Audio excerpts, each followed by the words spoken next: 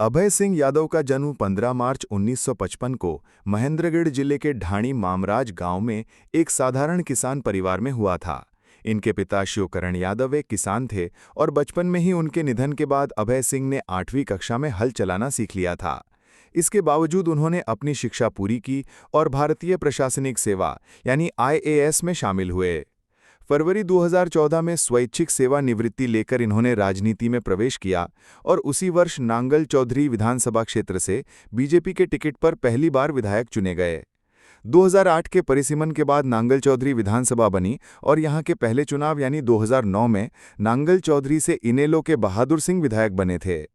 2014 के विधानसभा चुनाव में बीजेपी के अभय सिंह यादव को 33,929 यानी 33.35% वोट मिले, जबकि इनेलो की मंजू चौधरी को 32,948 यानी 32.39% वोट मिले।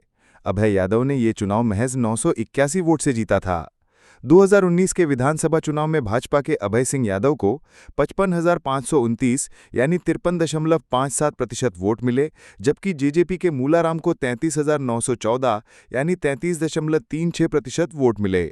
अभय यादव ने ये चुनाव 20,615 वोट से जीता।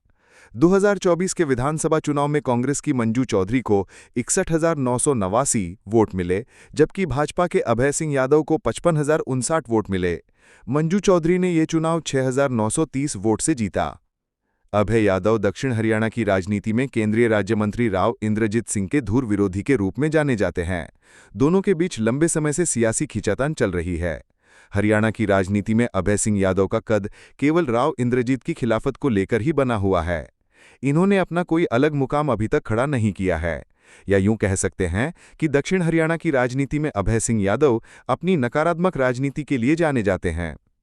अभय सिंह यादव को अपने क्षेत्र में विकास कार्यों में भेदभाव के आरोपों के कारण विरोध का सामना करना पड़ा। सितंबर 2024 में नारनौल के गेहली गांव में उनकी रैली के दौरान स्थानीय युवाओं ने काले झंडे दिखाए और नारेबाजी की। इसके अलावा वे अपनी सोशल मीडिया पोस्ट के जरिए राव इंद्रजीत पर तीखे हमले करते रहे हैं, जिसमें उन्होंने राव को छोटे दिल वाला और महानायक राव तुलाराम का नाम सुविधानुसार उपयोग करने वाला कहा। अपनी नकारात्मक राजनीति के तहत ही इन्होंने जानबूझकर कोरियावास मेडिकल कॉलेज का नाम राव तुलाराम के नाम पर करने के बजाय चवन ऋषि के नाम पर करवाया, जिसका विरोध आसपास के गांव की पंचायत लंबे समय से कर रही हैं। हरियाणा की राजनीति में राव इंद्रजीत अपनी एक अहम शख्सियत है, जबकि अभय यादव केवल पूर्व सीएम मनोहर लाल के पिछलग्गू के तौर पर जाने जाते हैं। अभय ने लिफ्ट इरिगेशन प्रोजेक्ट यानी 143 करोड़ रुपए और मेडिकल कॉलेज जैसी योजनाओं पर काम किया, जिसके लिए उन्हें 2020-21 में बेस्ट विधायक अवार्ड मिला। लेकिन नकारात्मक राजनीति ने इन उपलब्धियों को पीछे छोड़ दिया। नमस्कार। आज हम हरियाणा की राजनीति के एक अहम बल्कि कह सकते हैं एक बहुत ही दिलचस्प क्षेत्र पर बात करने वाले हैं, अहीरवाल। जी हाँ, अहीरवाल। अक्सर कहा जाता है कि दिल्ली की सत्ता का रास्ता यहीं से होकर गुजरता है। बिल्कुल।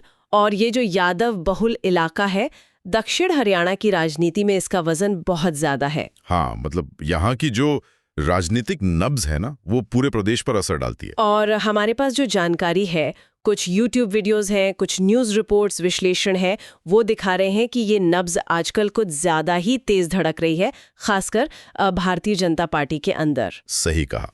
इन स्रोतों को देखकर यही समझने की कोशिश है कि अहीरवाल में ये जो शक्ति संतुलन है वो कैसे बन रहा है, कैसे बिगड़ रहा है, और इसमें बीजेपी के दो बड़े चेहरों की भूमिका वो क्या है। हाँ, और ये दो चेहरे हैं, एक तरफ केंद्रीय मंत्री राव इंद्रजीत सिंह जी, और दूसरी तरफ नांगल चौधरी से पूर्व विधायक डॉक्टर अभय सिंह यादव। एक लंबी राजनीतिक विरासत है। उनके पिता राव बीरेंद्र सिंह हरियाणा के मुख्यमंत्री रहे। अच्छा। और राव इंद्रजीत खुद भी कई दशक कांग्रेस में रहे, विधायक, मंत्री सब बने। फिर 2014 के लोकसभा चुनाव से ठीक पहले वो बीजेपी में आ गए। हाँ, 2014 से वो लगातार गुरुग्राम से सांसद हैं, केंद्र में मंत्री भी हैं, और अब तो उनकी बेटी आरती राव, वो भी अटेली से विधायक हैं। जी, तो एक मजबूत पकड़ है पीढ़ी दर पीढ़ी। और बीजेपी के लिए भी, खासकर अहीरवाल में, वो एक तरह से जीत की गारंटी जैसे माने जाते हैं। मतलब 2014 हो या अभी 2024 के चुनाव, उनकी भूमिका तो अहम रही है। हाँ, एक रिपोर्ट में था कि 2024 में अहीरवाल की 11 में से 10 सीटें बीजेपी को मिली। इसमें उनका रोल तो माना ही जाता है। तो उनका प्रभाव, उनका चुनावी गणित, वो तो मजबूत है। निश्चित रूप से, इसमें कोई शक नहीं है। लेकिन यहीं पर कहानी थोड़ी पेचीदा हो जाती है। कुछ स्रोत ये इशारा करते हैं कि उनकी राजनीति हमेशा सिर्फ पार्टी लाइन तक ही सीमित नहीं रहती। अच्छा, मतलब मुख्यमंत्री पद की महत्वाकांक्षा की बात बार बार उठती है, और पूर्व सीएम मनोहर लाल खट्टर से उनके समीकरण वो भी बहुत सहज नहीं थे, ऐसा सुनने में आता है। हाँ, और हाल में भी कुछ ऐसी बातें हुई जिनसे ये अटकलें और तेज हुई, जैसे उनकी बेटी आरती राव के घर पे डिनर पार्टी हुई थी। हाँ, जिसमें बीजेपी विधायकों के साथ कांग्रेस की विधायक मंजू चौधरी भी थी। वही, जिन्होंने डॉक्टर अभय यादव को हराया था। बिल्कुल, वो काफी चर्चा में रहा। और फिर वो रेवाड़ी वाला बयान भी। मुख्यमंत्री नायब सैनी मंच पर थे और उन्होंने कहा, मुख्यमंत्री जी, हमने आपकी सरकार बनाई है, हमारा हक बनता है हमारा काम किया जाए। हाँ, इसे आप उनकी ताकत दिखाने का तरीका कह सकते हैं, या शायद पार्टी नेतृत्व को एक संदेश देने की कोशिश। तो ये है राव इंद्रजीत सिंह, स्थापित शक्ति, बड़ी विरासत, लेकिन साथ में महत्वाकांक्षा और पार्टी के अंदर समीकरणों को लेकर कुछ सवाल भी। सही। अब आते हैं उनके सामने जो चेहरा उभर रहा है, डॉक्टर अभय सिंह यादव, पूर्व आईएएस अधिकारी, राजनीति में आए। जी, 2013 में वीआरएस लिया, पहले नेलो में गए, फिर 2014 विधानसभा चुनाव से जस्ट पहले बीजेपी में आ गए, और नांगल चौधरी से टिकट भी मिल गया। और जीते भी 2014 में, फिर 2019 में भी। हाँ, और उनकी एक पहचान बनी वो महेंद्रगढ़ इलाके में पानी की जो पुरानी समस्या थी। हाँ, मैंने पढ़ा करीब 35 साल पुरानी किल्लत थी वो। बिल्कुल, उसको सुलझाने में उनकी भूमिका मानी जाती है। 980 क्यूसेक पानी वो महेंद्रगढ़ तक लाए, तो जाहिर है इससे उनकी छवि बनी। हाँ, छवि तो मजबूत हुई होगी। और उन्हें अक्सर पूर्व सीएम खट्टर का करीबी भी माना जाता रहा। शायद इसीलिए कुछ लोग उन्हें राव इंद्रजीत के विकल्प के तौर पर भी देखने लगे थे। लेकिन दिलचस्प बात यह कि अब वो खुलकर राव इंद्रजीत पर ही निशाना साध रहे हैं। और आरोप भी कोई छोटे मोटे नहीं, सीधे सीधे लगा रहे हैं। जैसे ये कहना कि राव इंद्रजीत 2014 से ही सीएम बनना चाहते थे। हाँ, और उन्होंने खट्टर साहब के खिलाफ माहौल बनाने की कोशिश की। यहाँ तक कि वो कह रहे हैं कि 2014 में विधायक दल की बैठक में राव ने उनसे सीएम पद के लिए समर्थन भी मांगा था, जो उन्होंने नहीं दिया, और तभी से राव उनसे नाराज हैं। ये तो बहुत ही बड़ा दावा है, सीधा राव इंद्रजीत की नीयत पर सवाल। और ये दुश्मनी सिर्फ पुरानी नहीं है, अभी जो वो चुनाव हारे हैं, हाँ, हालिया चुनाव, उसके लिए भी डॉक्टर यादव सीधे सीधे राव इंद्रजीत के खेमे को जिम्मेदार ठहरा रहे हैं। कह रहे हैं कि राव समर्थकों ने उनकी विरोधी कांग्रेस की मंजू चौधरी के लिए काम किया। तो मतलब एक तरफ राव का खेमा, दूसरी तरफ डॉक्टर यादव का, और तलवारें खिंची हुई हैं। लेकिन कहानी में एक और मोड़ है, जहां डॉक्टर यादव विकास कार्यों का जिक्र करते हैं, पानी, मेडिकल कॉलेज, सड़कें। वहीं हमारे पास एक भुंगार का गांव का वीडियो ट्रांसक्रिप्ट है, और वो बिल्कुल अलग कहानी बता रहा है। वहां के लोग डॉक्टर अभय यादव से बहुत नाराज दिखते हैं। अच्छा, क्या कह रहे हैं वो लोग? उनका कहना है कि 9 साल में कोई खास काम नहीं हुआ, सिवाय पार्टीबाजी बढ़ाने के। अरे, ये तो बिल्कुल उल्टी बात है। हाँ, लोग कह रहे हैं कि वो एरोगेंट हैं, मिलते नहीं, बात नहीं सुनते, और मुद्दे भी गंभीर उठा रहे हैं, जैसे माइनिंग और क्रशर जोन का प्रदूषण। उस पे कोई लगाम नहीं लगी। यही कह रहे हैं। और नौकरियों में, खासकर वो कौशल रोजगार निगम वाली, उसमें अपने गांव वालों को प्राथमिकता देने का आरोप भी है। ये तो गंभीर आरोप है। हाँ, एक ग्रामीण ने तो ये तक कह दिया कि विधायक धमकी देते हैं, अतीक हो रहा है यूपी वाला।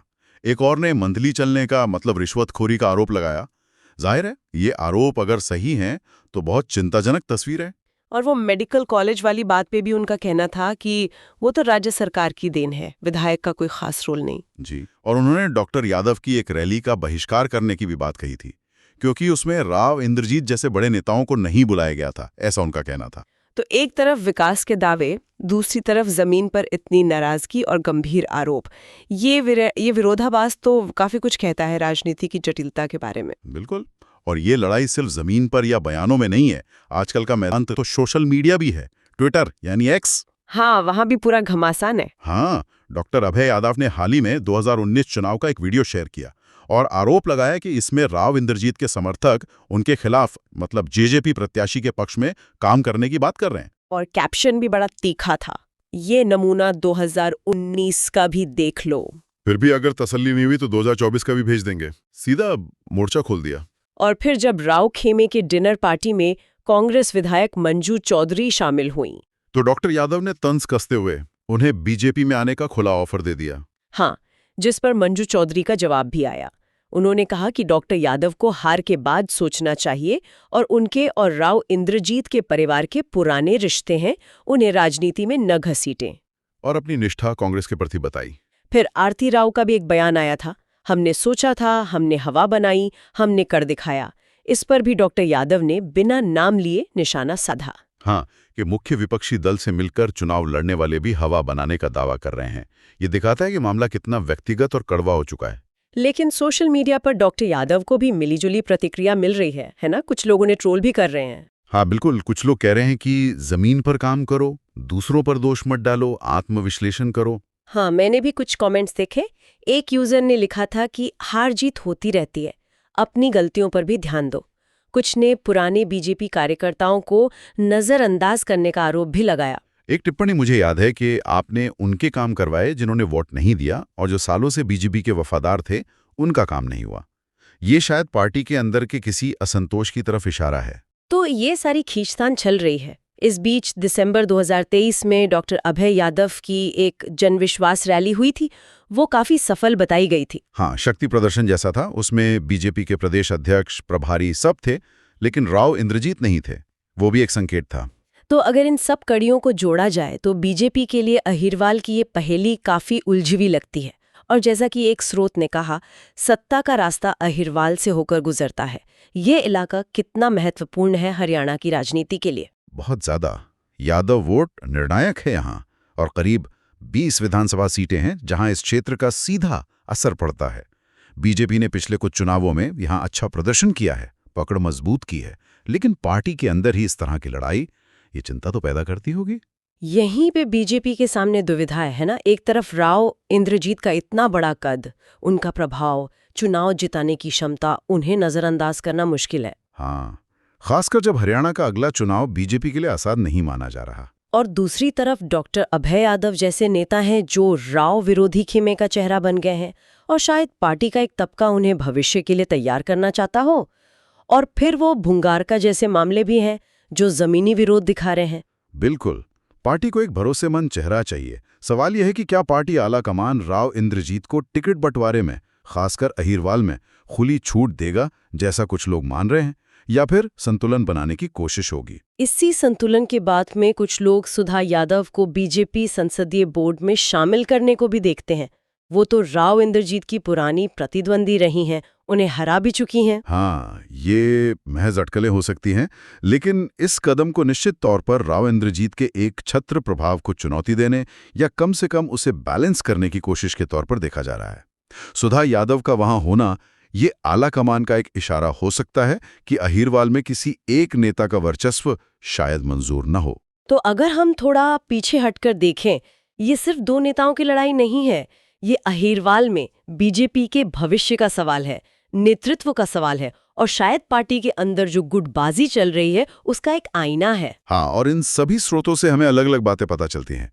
नेताओं के अपने दावे हैं, आरोप हैं, उनके समर्थकों की बातें हैं, और सबसे जरूरी जमीन पर आम लोगों की शिकायतें और उनकी राय।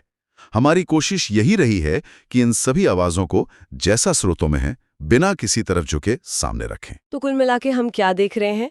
अहिरवाल में एक स्थापित, बेहद शक्तिशाली नेता और एक महत्वाकांक्षी चैलेंजर, उनके बीच सीधी टक्कर, जिसमें स्थानीय मुद्दे भी हैं, राज्य स्तर की पावर पॉलिटिक्स भी है, पार्टी के अंदरूनी खींचतान भी है, और व्यक्तिगत महत्वाकांक्षाएं तो हैं ही। सब कुछ मिला जुला है। और विकास के दावों और जमीनी शिकायतों के बीच का जो गहरा अंतर है वो भी सामने आ रहा है। हाँ, सोशल मीडिया पर ये जो खुली जंग चल रही है, ये आज की राजनीति की हकीकत है। ये सब देखकर एक बड़ा सवाल मन में आता है कि सत्ताधारी दल के अंदर इतने महत्वपूर्ण इलाके में ये जो गहरी दरार दिख रही है, ये जो एक दूसरे के खिलाफ बातें हो रही हैं, ये भविष्य में क्या रूप लेंगी?